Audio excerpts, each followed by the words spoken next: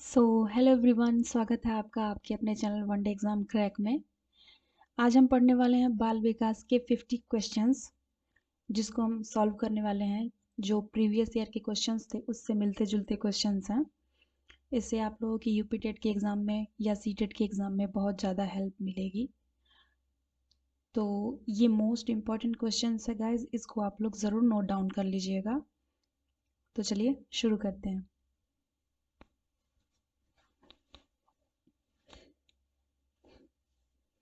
हमारा पहला क्वेश्चन है, विकास कभी न समाप्त होने वाली प्रक्रिया है।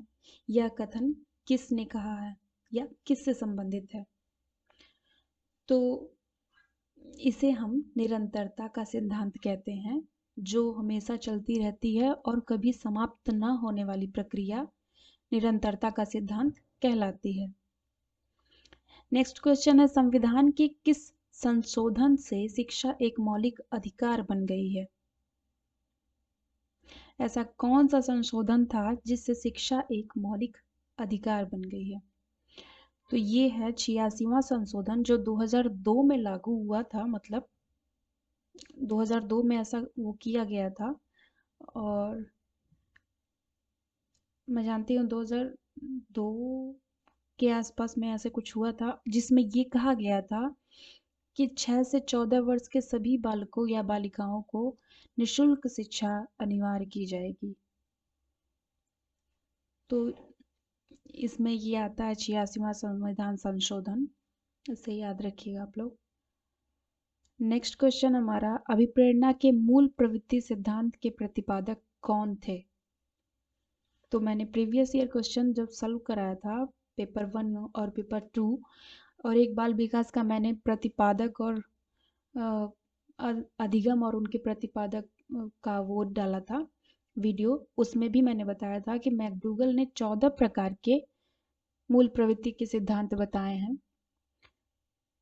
तो मूल प्रवृत्ति सिद्धांत के प्रतिपादक मैकडूगल को कहा जाता है। नेक्स्ट क्वेश्चन हमारा है, विकास की किस अवस्था को कॉल तथा ब्रूस है, ब्रूस ने संवेगात्मक विकास का अनोखा काल कहा है? तो इसका आंसर सही होता है बाल्यावस्था। बाल्यावस्था को कॉल एम ब्रूस ने संवेगात्मक विकास का अनोखा काल कहा है। क्वेश्चन नंबर 5 हमारा, किसने बहुविमात्मक प्रज्ञा का प्रत्यय दिया? आंसर हमारा गार्डनर। क्वेश्चन नंबर 6 हमारा, डिसलेक्सिया में यह करने की कठिनाई होती है।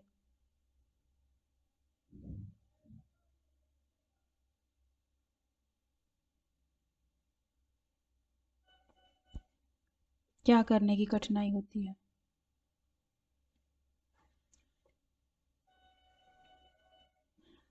तो हमारा आंसर सही होता है पढ़ने या वर्तनी संबंधी अक्षमता में।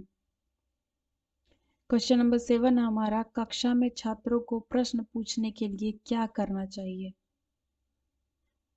तो आंसर हमारा बालकों को प्रेरित करना चाहिए। जब तक बालक प्रेरित नहीं होंगे, अंदर से मोटिवेट नहीं होंगे, वो पढ़ने के लिए कभी तैयार नहीं होंगे। इसलिए कहा जाता है, एनसीएफ 2005 में ये कहा गया है कि बच्चों को पढ़ाने के लिए उनका माहौल बनाना पड़ता है।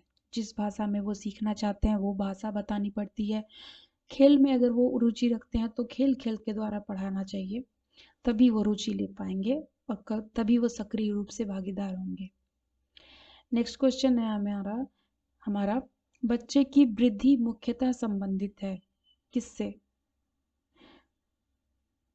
तो वृद्धि की बात हुई है, इसलिए शारीरिक विकास से संबंधित होगी।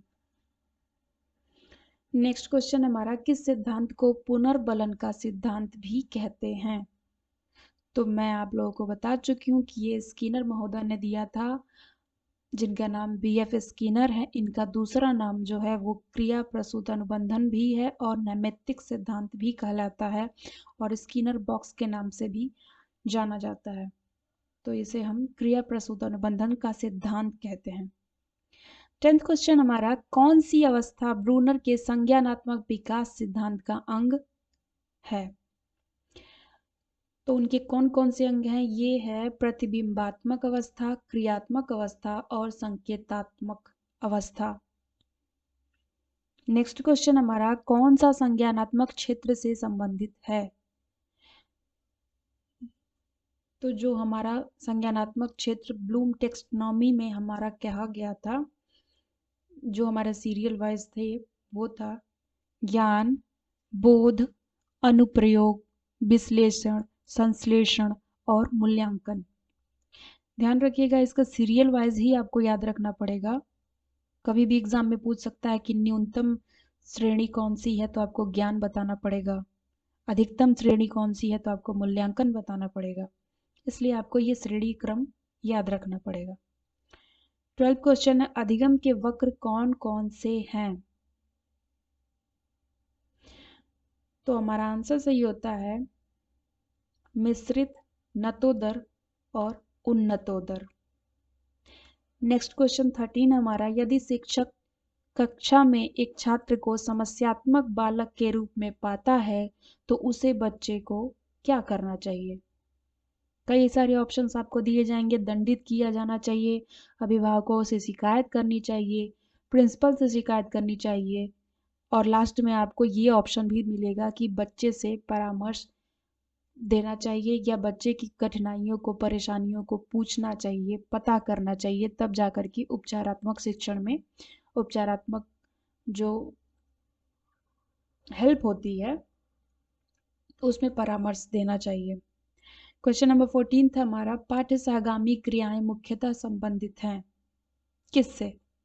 तो ये छात्रों के सर्वांगीण विकास से संबंधित हैं। क्वेश्चन नंबर 15 हमारा, किसने अधिगम सिद्धांत का प्रतिपादन किया? तो अधिगम सिद्धांत का प्रतिपादन जो है स्किनर, थॉर्नडाइक, कोहलर और पावलोव ने किया था। स्किनर का क्रिया प्रसूत अनुबंधन सिद्धांत हम सभी जानते हैं, जिन्होंने चूहों पर प्रयोग किया था। थॉर्नडाइक का अनुकूलित अनुक्रिया सिद्धांत जो है वो बिल्ली पे प्रयोग किया गया था और कबूतर पे इन्होंने प्रयोग किया था। कोहलर का वनमानुष, जिसका नाम सुल्तान था, सूझ और अंतर्दृष्टि का सिद्धांत, या इस तरह से कहा जाता है। और पावलोव ने क्लासिकल अनुबंधन, शास्त्रीय अनुबंधन सिद्धांत जो उन्होंने कुत्ते पर प्रयोग करके किया था, उसे कहा जाता है। नेक्स्ट क्वेश्चन हमारा, शिक्षा में अवरोधन का तात्पर्य क्या है? अगर शिक्षा में किसी भी तरीके की बाधा आ रही है तो उसका अर्थ क्या निकलता है? तो ये अर्थ इसका यही है कि किसी बालक का 1 वर्ष से अधिक समय तक एक ही कक्षा में रहना। अगर कोई भी बालक या बालिका 1 वर्ष से अधिक समय तक एक ही कक्षा में बार बार फेल होकर के बार बार उसी में आ रही है, तो इसमें बच्चे की गलती नहीं है, बल्कि उस शिक्षण की, उस प्रशिक्षण की, उस शिक्षक की गलती है जो उसे वो चीज़ प्रोवाइड नहीं करा पा रहे हैं, जो पढ़ा नहीं पा रहे हैं, उनकी टेक्नोलॉजी या उनका शिक्षण सही नहीं है। नेक्स्ट, मॉरिसन ने बौद्ध स्तर के शिक्षण प्रतिमान में 5 पदों का वर्णन किया है। यह है, तो ये है खोज, प्रस्तुतिकरण, आत्मीकरण, संगठन या व्यवस्था और वाचन या अभिव्यक्तिकरण। तो याद रखिएगा, मॉरिसन ने जो बौद्ध स्तर के शिक्षण प्रतिमान के 5 पदीय प्रतिमान दिए हैं, इसको आप लोग सीरियल वाइज याद करिएगा। खोज, प्रस्तुतिकरण, आत्मीकरण, संगठन या व्यवस्था, ऐसे ऑब्लिक करके दोनों में से कोई भी दे सकता है या दोनों भी दे सकता है। लास्ट वाला 5वां हमारा होगा वाचन या अभिव्यक्तिकरण, जिसे हम बोलना या अभिव्यक्त करना कहेंगे। तो इसका सीरियल वाइज आप लोग याद रखिएगा। नेक्स्ट, ये भी हो सकता है कि इनमें से किसी 4 ऑप्शन को दे, 3 ऑप्शन को दे, चौथे ऑप्शन को किसी कोई और बदल के दे दे, तो आपको लगे कि ये नहीं होना चाहिए। तो जब पढ़े रहेंगे सीरियल वाइज तभी आपको समझ में आ जाएगा, या क्रम वाइज दे दे कि पहले कौन सा होगा, इसको व्यवस्थित करिए 2 3 4 1 5 ऐसे करके। नेक्स्ट, किस कौशल में पूर्व ज्ञान का प्रशिक्षण होता है? तो ये है प्रस्तावना कौशल। याद रखिएगा, स्किनर ने भी इसका सपोर्ट किया था कि पुनर्बलन का सिद्धांत जो उनका है वो इसी से रिलेटेड है। वो कहते हैं कि अगर कोई शिक्षक है और वो किसी कक्षा में जाता है पढ़ाने के लिए, तो वो पहले छात्र से वही चीज पढ़ाना शुरू ना कर दे। पहले उसको योजना बनानी पड़ेगी, उसके बाद जो है वो प्रस्तुतिकरण करना पड़ता है। तो इसके कई टर्म्स होते हैं, कई चीज होती है, फीडबैक, वो सिर्फ होता है सब कुछ, योजना बनाना, उसके बाद तब प्रतिपुष्टि, तब ऐसे करके। तो पहले आप ये जानने की कोशिश करिए कि बच्चा जानता कितना है, जो चीज़ आप पढ़ाना चाहते हैं वो चीज़ क्या वो जानता भी है कि नहीं जानता है। मान लीजिए कि आज आप बोलने जा रहे हैं कि भारत की राजधानी दिल्ली है, तो बच्चा दिल्ली को जानता ही ना हो, आपको उसे ये बात बतानी पड़ेगी कि बच्चे आप कौन कौन से शहरों के बारे में जानते हैं। तो धीरे धीरे करके ऐसे ऐसे गांव में पहले बताइए कि इनका घर ये गांव, इस गांव से वो गांव दूसरा है, ऐसे करके सिटीज होती हैं, सिटीज में दूसरे सिटीज भी होते हैं। तो इसी तरीके से ये शहर है, वो शहर है, जैसे। और उसके बाद फिर दिल्ली सिटी है, तो दिल्ली सिटी जो है वो हमारी राजधानी है। इस तरह से कोरिलेट करके आपको पढ़ाना पड़ेगा। नेक्स्ट, मानव विकास का प्रारंभ होता है कहाँ से? आपसे बोल देगा शैशवावस्था से, बाल्यावस्था से, प्रौढ़ावस्था से। तो ये शुरुआत जो है वो मानव का विकास गर्भावस्था में ही हो जाता है। Next, the condition of learning, पुस्तक के लेखक कौन है? तो ये है R.M. गैने। नेक्स्ट, ये मोस्ट इम्पॉर्टेंट वाला मैंने लिया है आपको बताने के लिए, क्योंकि हर बार क्वेश्चन पूछा जाता है, इनका परिभाषा सबसे ज़्यादा महत्वपूर्ण है, इसे याद रखिएगा आप लोग। कहा गया है किशोरावस्था बड़े संघर्ष, तनाव, हमला व विरोधी की अवस्था है। यह किसने कहा है, किसका कथन है? तो ये स्टैनले हॉल का कथन है। स्टैनले हॉल ये मानते हैं कि किशोरावस्था बड़े संघर्ष, तनाव, हमला, विरोधी की अवस्था है, जिसमें बच्चे के संवेग जो है वो हमेशा उथल पुथल मचाते रहते हैं, क्योंकि उनके में शारीरिक, मानसिक कई तरह के परिवर्तन होते हैं जो उनको सोचने पर मजबूर कर देते हैं। नेक्स्ट, क्वेश्चन नंबर 22 हमारा, सूक्ष्म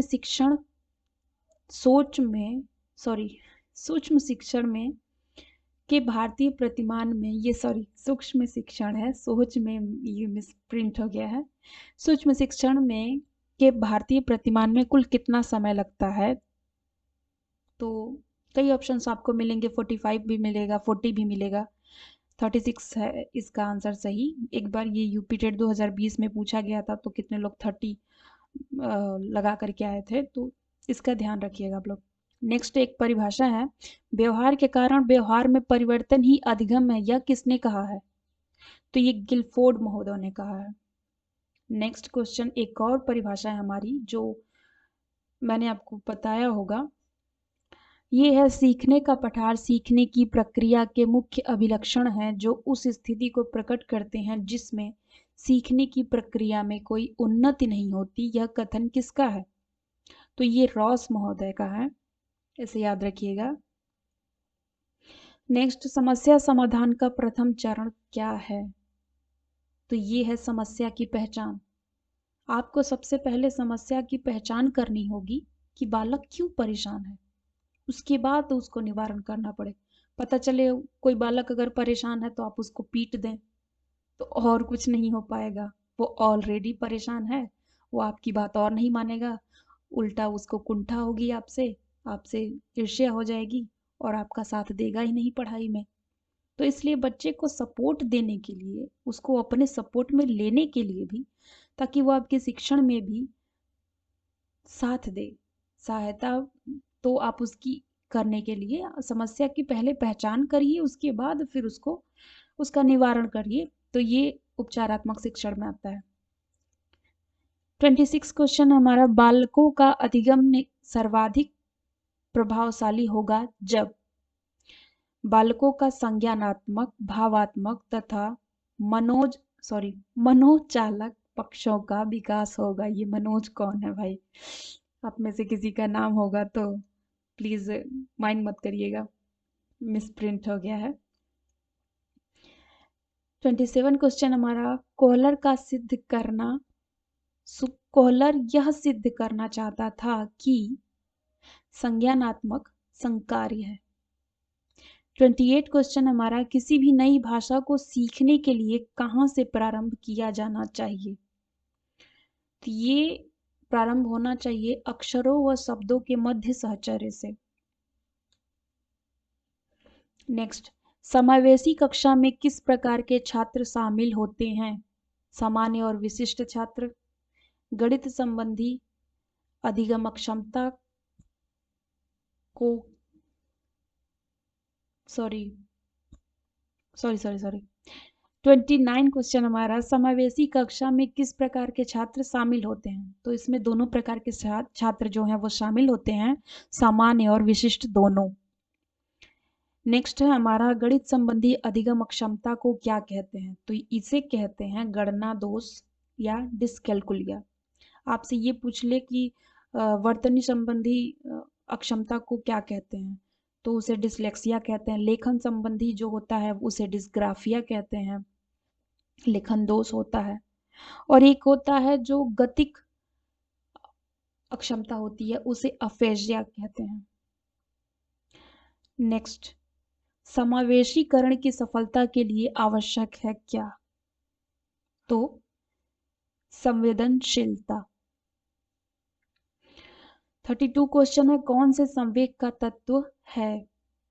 अनुभवात्मक, उत्तर है हमारा अनुभवात्मक, व्यवहारात्मक, दैहिक, चेतनात्मक या संज्ञानात्मक।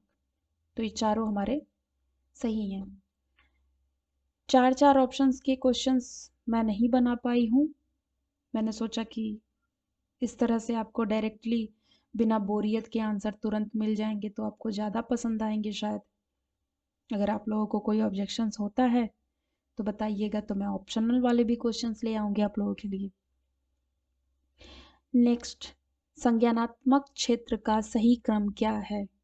ज्ञान, बोध, अनुप्रयोग, विश्लेषण, संश्लेषण और मूल्यांकन। ये मैंने ऊपर बताया था आप लोगों को, एक बार और फिर से हो गया है तो चलिए कोई नहीं, रिमाइंड कर लीजिएगा। 34 क्वेश्चन है, अच्छे शिक्षण की विशेषता नहीं है तो स्वेच्छाचारी, जो अपने में ही सीमित हो, जो कहे कि मैं ही सबसे सही हूं, छात्र सही नहीं है। ये गलत है। 35 क्वेश्चन हमारा, अभिप्रेरणा का प्रत्याशा सिद्धांत किसके द्वारा दिया गया है? तो ये विक्टर ब्रूम के द्वारा दिया गया है। नेक्स्ट, अग्रिम व्यवस्थापक प्रतिमान किस परिवार से संबंधित है? तो ये सूचना प्रक्रियाकरण है। नेक्स्ट 37 है, सूक्ष्म शिक्षण चक्र का प्रथम पद होता है। मैंने आपको बताया था कि पहले योजना बनाई जाती है, फिर प्रस्तुतिकरण की जाती है, फिर फीडबैक मिलती है, फिर पुनः योजना बनाई जाती है और फिर पुनः फीडबैक मिलती है।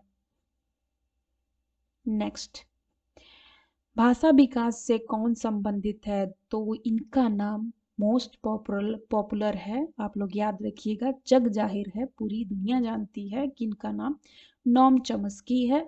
ये भाषा विकास से संबंधित हैं, हमेशा बाल विकास में इनसे रिलेटेड क्वेश्चंस पूछते हैं। इन्होंने ही कहा था कि भाषा जो है अनुकरण द्वारा सीखी जाती है।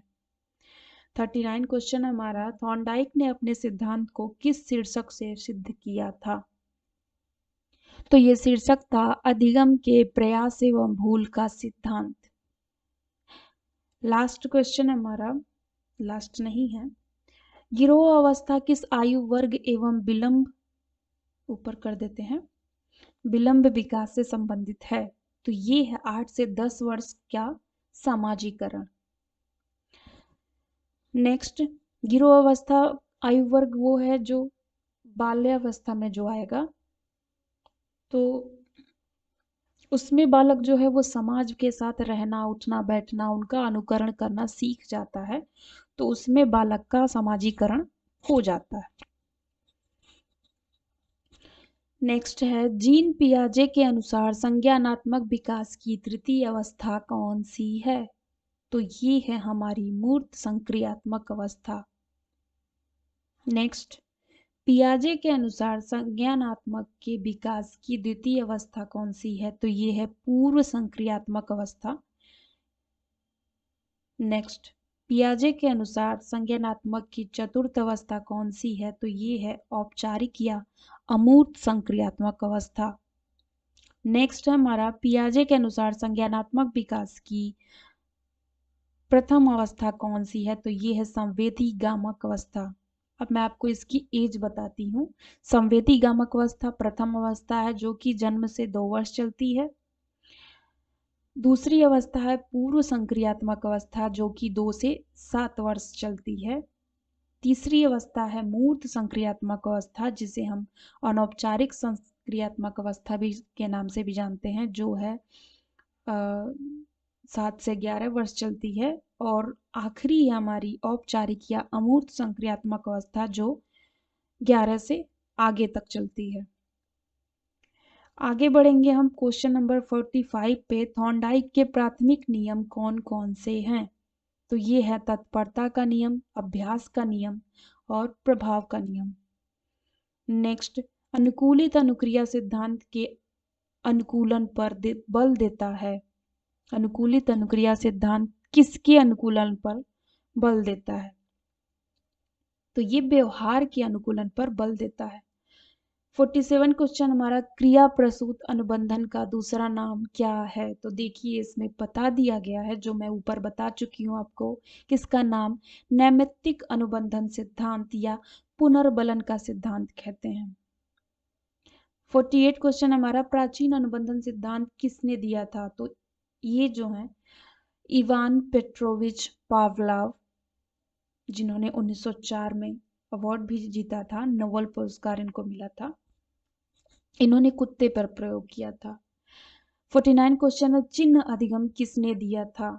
तो ये टॉलमैन ने दिया था। लास्ट क्वेश्चन हमारा 50, वाइगोस्की के सिद्धांत को किस नाम से जानते हैं? तो ये सामाजिक सांस्कृतिक सिद्धांत के नाम से, सोशियो कल्चर सिद्धांत के नाम से जाना जाता है।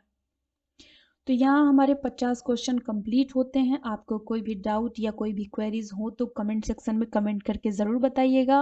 और अगर आपको मेरे वीडियोस पसंद आते हैं तो मेरे वीडियोस को लाइक एंड शेयर ज़रूर कीजिएगा और कमेंट करके ज़रूर बताइएगा कि आपको कैसा लगा। चैनल पे अगर आप नए हैं तो चैनल को सब्सक्राइब ज़रूर कर लीजिएगा। मैं डेली आप लोगों से कहती हूँ। हो सकता है आप लोग ये सोचते होंगे कि नया चैनल है, क्या बता पाएगी, तो आप लोगों के ऊपर है, आप लोग जैसा सोचे। अगर आप लोगों को लगता है कि मैं अच्छा पढ़ा पाऊंगी, अच्छा लगेगा आप लोगों को, तो आप लोग प्लीज़ चैनल को सब्सक्राइब ज़रूर कर लीजिएगा और बेल आइकन पर ज़रूर प्रेस करिएगा ताकि आने वाले मेरे सारे वीडियोस आप तक पहुंच सकें। तो मिलते हैं नए वीडियो के साथ नेक्स्ट डे। तब तक के लिए गुड बाय, टेक केयर।